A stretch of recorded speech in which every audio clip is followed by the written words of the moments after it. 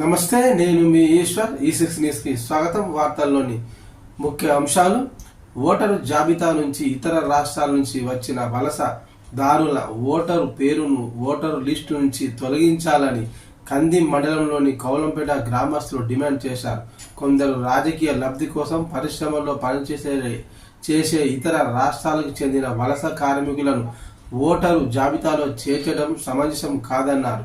మంగళవారం తహసీల్దారు విజయలక్ష్మి ఎంపీడీఓ శ్రీనివాస్కు వినతి పత్రం ఇచ్చారు. ఈ సందర్భంగా వారు మాట్లాడుతూ త్వరలో జరిగే పంచాయతీ ఎన్నికల్లో లబ్ధి పొందేందుకు స్థానిక నాయకులు ఇలాంటి వారిని ఓటరు జాబితాలో చేర్పించారన్నారు. గ్రామంలో మొత్తము 1500కు పైగా ఓటర్లుంటే అందులో 600 మంది ఇతర రాష్ట్రాలకు చెందిన వారున్నారన్నారు.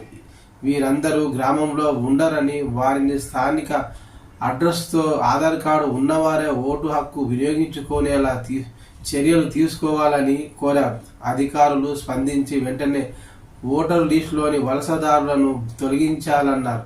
లేని పక్షంలో కోర్టుకు వెళ్లి స్టే తీసుకువచ్చి జరగబోయే స్థానిక సంస్థల ఎన్నికలను అడ్డుకుంటామని హెచ్చరించారు. ఈ కార్యక్రమంలో కౌలంపేట గ్రామస్తులు రాజేందర్ రెడ్డి, రాజు, రమేష్, శ్రీనివాస్ మరియు ఇంకా గ్రామస్తులు పెద్ద సంఖ్యలో పాల్గొన్నారు. మరిన్ని తాజా వార్తల కోసం మా ఈ6 ఛానల్ని సబ్స్క్రైబ్ చేయండి, షేర్ చేయండి, బెల్ ఐకాన్ నొక్కండి.